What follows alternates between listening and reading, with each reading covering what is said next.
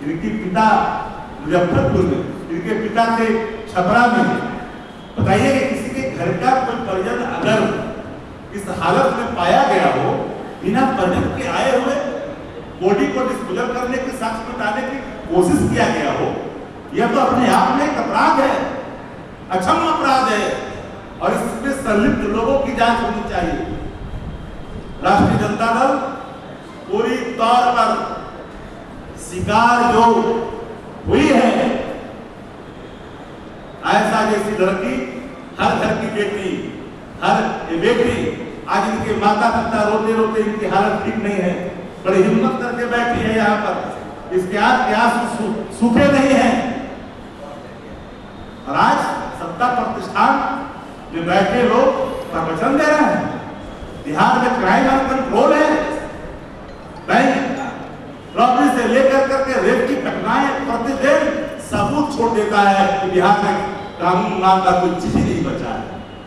आभा ही समाप्त है, डर ही समाप्त है। अभी तो लोग खेल रहे हैं, नोटिस खेलने में लगे हुए हैं। सागिर तो हर पापों को बचाने में अपनी अहम भूमिका अदा निभा रहे हैं। इसलिए मेरा डिमांड है, परिजनों के बिहार में परिजन ने आंख से वास्ते कहा कि हमको बिहार पुलिस पर भरोसा नहीं रह गया है, बिल्कुल नहीं। देखिए क्या बोल रहे हैं, बिल्कुल नहीं है। थाने पर जाने पर कहता है कि 20 लाठी मारेंगे, तुम खुद कबूल लोगे, मैं पिता हूँ, मैं पिता हूँ। कहता है कि तुम खुद कबूल लोगे कि तुम्हारे घर से ही सुसाइड के लिए दबाव दिया गया था। और यह चीज जब एक पंखा के डरने में से बंदे को लटकाया गया, हुई पेट से और पैर पर से फटा हुआ, और उसको सुसाइड के लिए कह रहा कि सुसाइड है। और ये अभिषेक पार्वती बस हॉस्टल का संचालक बहुत रिश्तेदार है, और वो बार बार एक ऐसे नेता का नाम ले रहा है, चेतानंद का तक का नाम बेच रहा है थाना पर। और मिठनपुरा थाना में 231/24 मेरा केस नंबर है। मेरे केस के आयु रामेखान प्रसाद है। वो आपको बार बार थाना के चक्कर लगाने से कुछ नहीं होगा। मेरे केस के आज जो रिकॉर्ड है, पूरा थाना इंचार्ज रामेश्वर प्रसाद है, वो लोग बार बार कहते हैं कि आप लोग थाना पर दौड़ने से कोई फायदा नहीं है। वहां पर एक राहुल कुमार नाम का इंस्पेक्टर है, मेरे परिजन को कहता है कि 20 लाठी मारेंगे और जेल में मेरे को तुम ही लोग उकसाया सुसाइड के लिए, तुम ही लोग उकसाया होगा उसको सुसाइड के लिए। इस तरह से ही जब तक हम वहाँ पहुँचते हैं, हम छपरा जिला में पोस्टेड हूँ, मुझे फोन आता है 2:30 बजे कभी, मैं वहाँ पहुँचते 4:30 होता है। वहाँ देखते हैं कि थाना का जो मैनेजिंग करने वाला संजय राणा है, बस बस नाम लेकर मुझ पर गोली चल जाती है। हत्या हो जाती है कि मेरे बच्चे को न्याय मिले, कि कोई पिता अपने बच्चे को पढ़ाने के लिए मेरी बच्ची को कितनी प्राइवेट स्टूडेंट थी, काफी डीएवी पब्लिक टॉपर स्टूडेंट में थी, उसका जज बनने का सपना। मैं एक शिक्षक हूँ, छपरा जिला में पोस्टेड हूँ, पीछे 16-17 साल से छपरा जिला में पोस्टेड हूँ। एक बेटे को देंगे आज उसके न्याय के लिए दर्द भटकना पड़ रहा है। मैं नेता प्रतिपक्ष मध्य प्रदेश यादव जी के आवास पर 24 तारीख को मिला कि घटना हुए 25 दिन हुआ, आज तक कहीं से मुझे न्याय नहीं मिला। सीमा जायसवाल जी, इनके द्वारा हम लोग असाधारण आदमी वहाँ तक आगे पहुँचे मिले। उस दिन शक्ति सभी थे, आज प्रेस कॉन्फ्रेंस का ये हुआ, कल महाधरना हुआ, सब कुछ हुआ, लेकिन वहाँ कोई भी प्रशासनिक पदाधिकारी कुछ भी करने के लिए तैयार नहीं। और उसकी सीबीआई से जांच, बिहार पुलिस पर बिल्कुल भरोसा नहीं है, सीबीआई से जांच। परिजन ने साफ कहा कि बिहार के पुलिस पर भरोसा नहीं, क्योंकि नीतीश कुमार जी की आभा ही समाप्त हो गई। ऐसे सभी मामलों पर चुप्पी साधने की पुरानी आदत है। जब पत्रकार पूछता है कि घटना हुआ तो कहाँ हुआ, वो तो पता ही नहीं है, तो आप लोग बता रहे हैं। इस तरह का अचेत भाव किसी राज्य के नायक का होना राज्य के लिए दुर्भाग्य से ज्यादा और होता है। और ये परिजन अचेत अवस्था में थे, रोते रोते। बताइए तो बच्ची 16 साल की उम्र है, मात्र 16 साल, पढ़ने के लिए 2 महीना पहले परिजन भेजा है, और पुलिस कहता है कि मार करके लाठी मारेंगे और कबूलवावेंगे कि तुम्हें दबाव दिया है इस बात पर हत्या करने पर। नीतीश कुमार जी इन बिहार बताएं कैसी सुशासन है बिहार के अंदर, जहां का पुलिस प्रशासन पीड़िता के परिवार को लाठी मारने की धमकी देता है और कहते हो कानून का मजाक बना दिया है लोगों ने बिहार के अंदर में। इसलिए आग्रह है कि अगर नैतिकता की हया की एक बूंद आंखों में अगर बचा है शासक के अंदर, इसकी जांच सीबीआई को रेफर करे और दूध का दूध और पानी का पानी हो।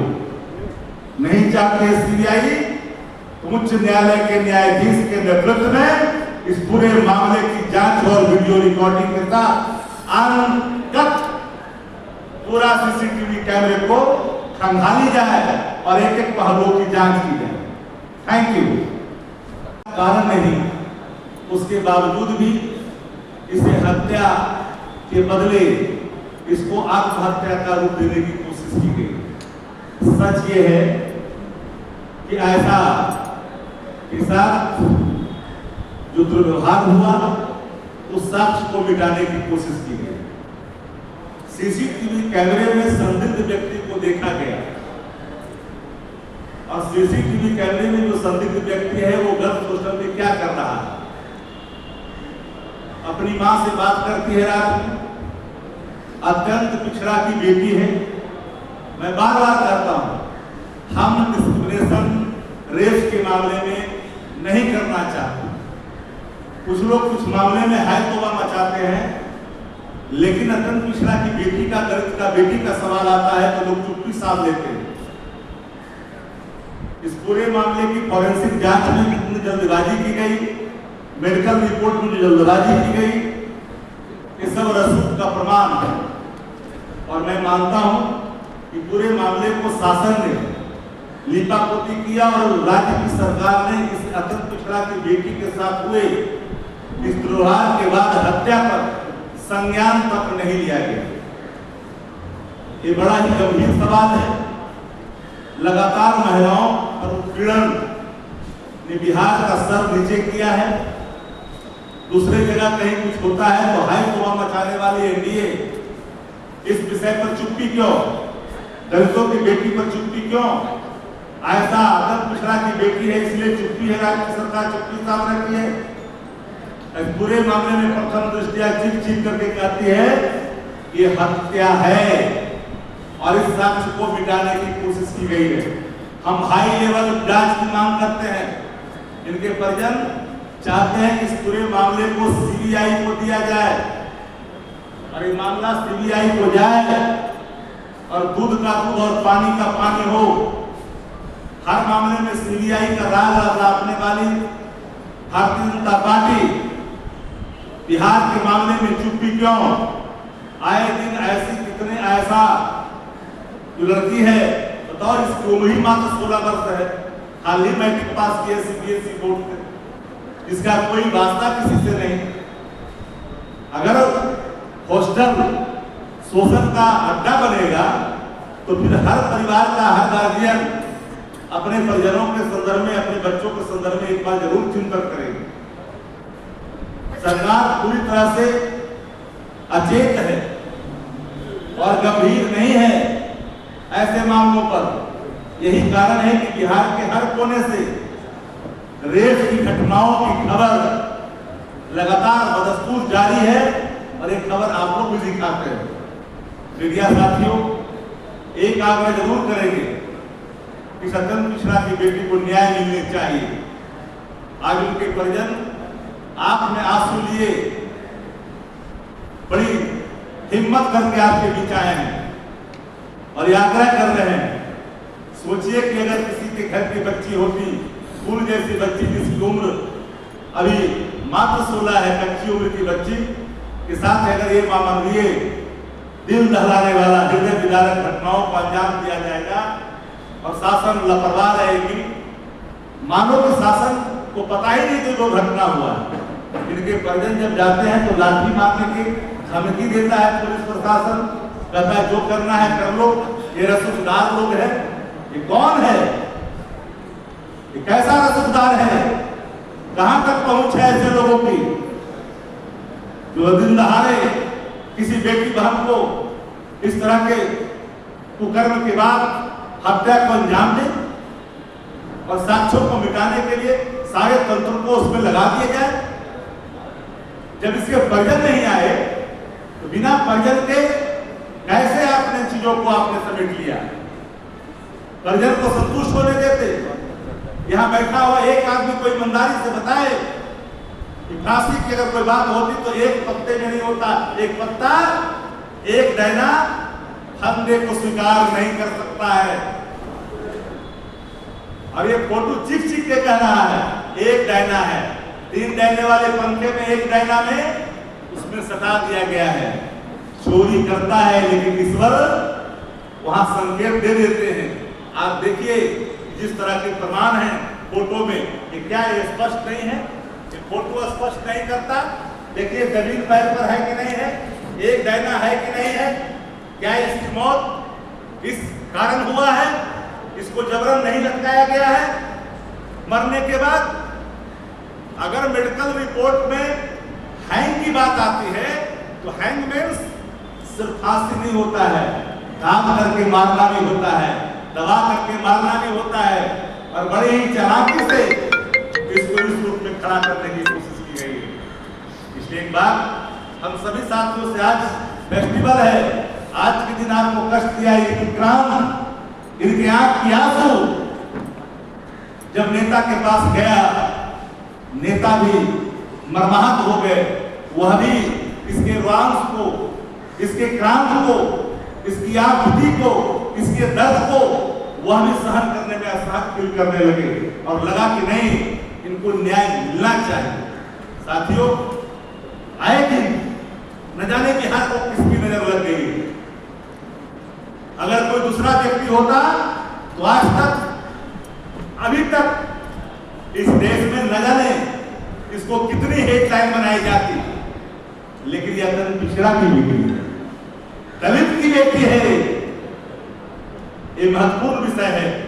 इसलिए मैं आपसे आग्रह करना चाहूंगा सभी लोगों से, चाहे किसी पार्टी और दल के लोग हों, सत्ता प्रतिष्ठान से जुड़े हुए लोग, इस अनैतिक कार्यों को, पाप को कम से कम पापियों को बचाने की कोशिश ना करें और इस पर कठोर कार्रवाई हो। अगर सरकार के आंखों में हया की एक बूंद कहीं बची है तो इन्वेस्टिगेशन का रिकमेंडेशन। धन्यवाद साथियों, आज के दिन आपको कष्ट दिया गया। हमसे बोलने के पहले हम निवेदन करेंगे कि जिनके पिछड़ा की बेटी जिसकी उम्र 16 वर्ष है, हाल ही में मैट्रिक पास करने के बाद वो पर्वतीय गर्ल्स हॉस्टल में रह करके पढ़ाई करने के लिए गए थे 2 माह पहले। संदिग्ध हालत में उसकी मौत हुई है। उस पर अपने प्रकाश उनकी माता पहले डालेंगे, तब विशेष तौर पर जरूर बात करेंगे।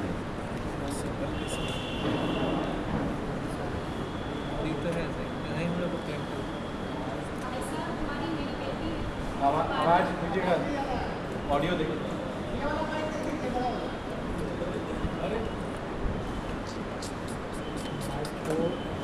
माइक आगे कर दो। आयशा कुमारी मेरी बेटी है जो 2 महीने पहले अभी हाल ही में मुजफ्फरपुर पार्वती गर्ल्स हॉस्टल में रहने के लिए गई थी।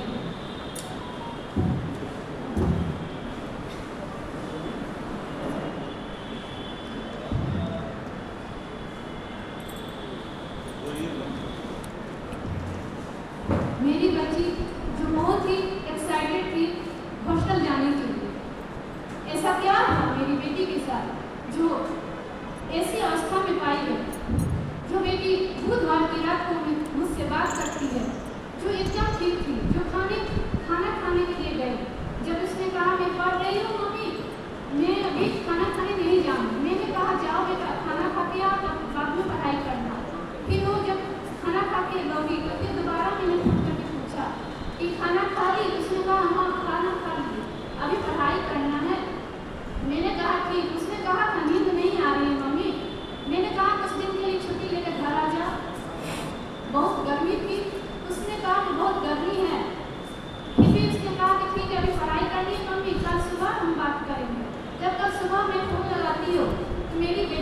फोन नहीं उठाती है। मुझे लगा कि शायद उसने कहा था बहुत लिखना है मुझे, या तो लिख फोन साइलेंट होगा, लिख नहीं होगी, या तो सो रही होगी। कई बार फोन करने के बाद भी उसने फोन रिसीव नहीं किया। लेकिन जब 2 बजने के बाद जब मुझे फोन कॉल आता है एक लड़की के द्वारा, वो भी रोते हुए वो कहती है कि जल्दी से आ जाइए, ऐसा को कुछ हो गया है। फिर दूसरी फोन कॉल वो मुझे करती है कि इसकी लाश को यहाँ से हटाया जा रहा है, आप जल्दी से यहाँ आ जाइए। उस समय मेरा बेटा घर पे खाना स्कूल से ही लौटा था, जो कि खाना खाने ही जा रहा था। उसने तुरंत मुझसे फोन लेके अपने पापा को फोन किया। उसने कहा सर को तुरंत फोन करिए, आयशा को कुछ हो गया है। मेरे हस्बैंड तुरंत सर को फोन कॉल करते हैं, तब वहाँ से अभिषेक त्रिवेदी कहते हैं कि हाँ मुझे भी अभी फोन कॉल आया है, आप भी पहुँचिए, मैं भी जाता हूँ।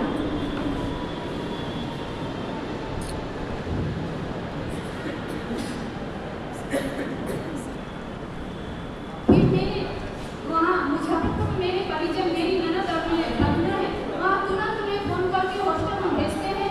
वहाँ जब मेरी ननद और मेरे भगना पहुँचते हैं तो वहाँ का दरवाज़ा खोल दिया गया था, पहले से सारे सबूत को मिटा दिए गए। जब तक वहाँ पहुँचते हैं तो मेरे भगना अनिश चंद्रा ने वहाँ पुलिस को मैंने कहा कि फोन करके तुरंत वहाँ बुलाओ, जबकि ये अभिषेक त्रिवेदी का काम था पुलिस को बुलाना।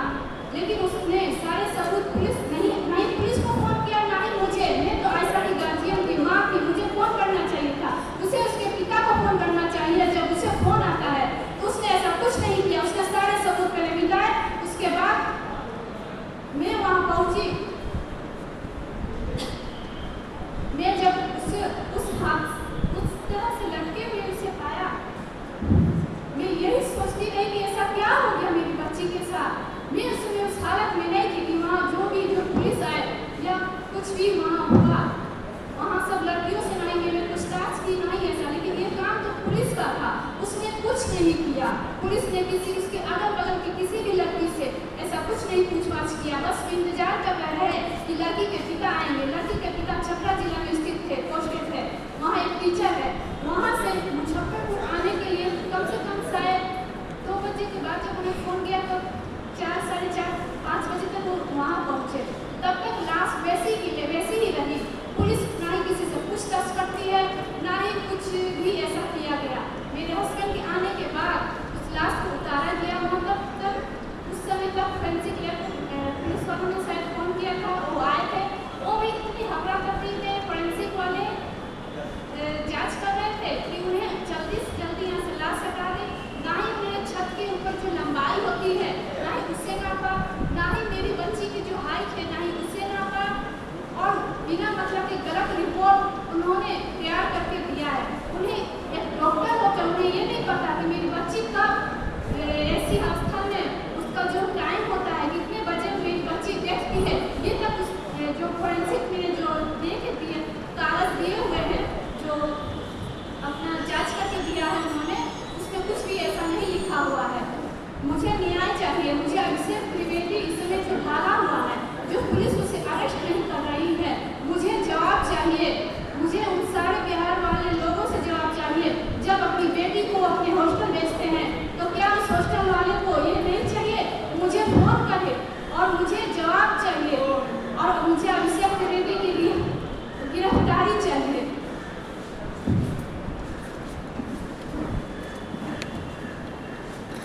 साथियों, आयशा की माता ने आपके समक्ष पूरे वृत्तांत को सुनाया। हृदय विदारक, रोंगटा खड़ा कर देने वाला दृश्य जब आप देखेंगे, प्रथम दृष्टया संदिग्धता के सारे प्रमाण हो जाते हैं। हम चाहेंगे अपने साथियों से वो कार्ड उनको दिखाए जिस अवस्था में लड़की।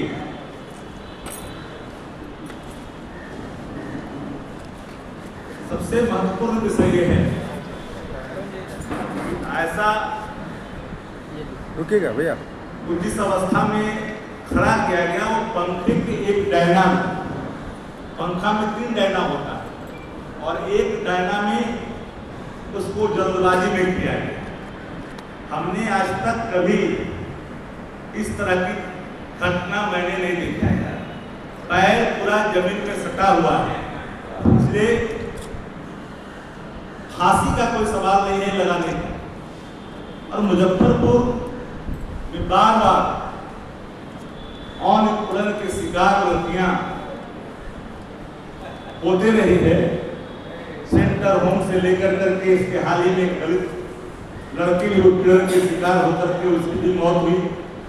उसके तमसोमा ज्योतिर्गमय गुरुकुल शिक्षा मंदिर संस्थान के साथ बनाए अपना भविष्य। रेगुलर और प्रोफेशनल कोर्सेज, सेकेंडरी और senior secondary courses, law, teachers training courses, pharmacy and nursing के साथ पैरामेडिकल में डायरेक्ट एडमिशन पाए। वेबसाइट विजिट करें या दिए गए नंबर पर कॉल करें। हमारा पता है गुरुकुल शिक्षा मंदिर संस्थान, कल्याण चौक, DS कॉलेज रोड, कटिहार। हमारा वीडियो अगर आपको अच्छा लगा हो तो आप हमारे वीडियो को शेयर करें, लाइक करें, हमारे चैनल को सब्सक्राइब जरूर करें। धन्यवाद।